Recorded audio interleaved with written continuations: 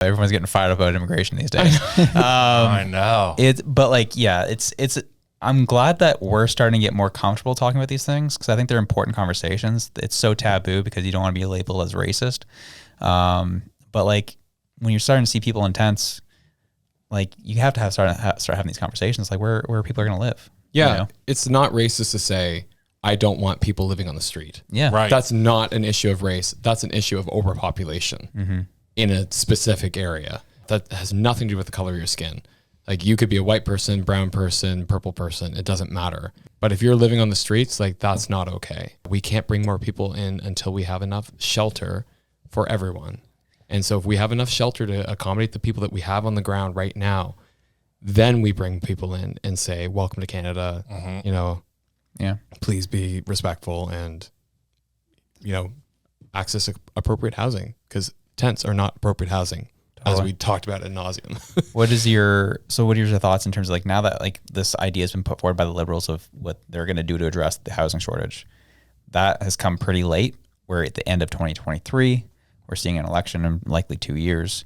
Trudeau has come out saying he's going to be the Liberal representative for that upcoming election. Do you think this is his timing? They're just trying to find something so people get off their backs? What do you think? 100%. They're trying to find something that they can put out there and be like, look, we did a thing. It's like, because they got called out about the fact that they're like, we're building 6,000 homes. It's like at a rate of 600 a year per 10 years. It's like, so no.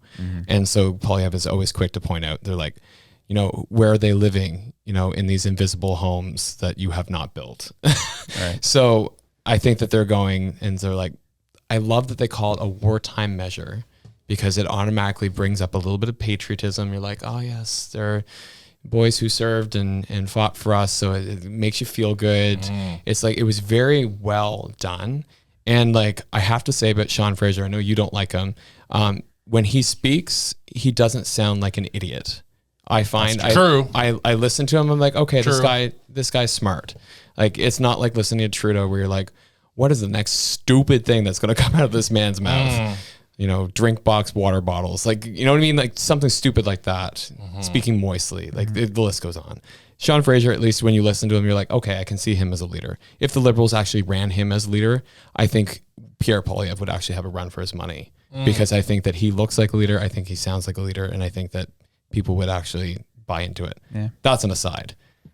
I think the plan just sucks. The problem is that I don't like Pierre's plan either. He's like, his idea is that we're going to like basically tighten the purse strings on municipalities until they let buildings go. It's like, I don't think that's the main issue because that's the issue that Sean Fraser is trying to solve with his, you know, prefab home designs.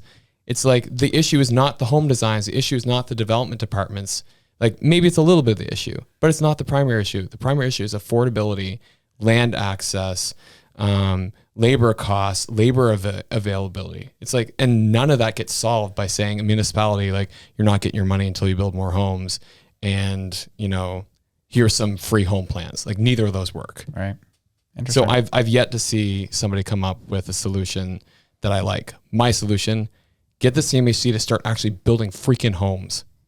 Do their job. Do the job.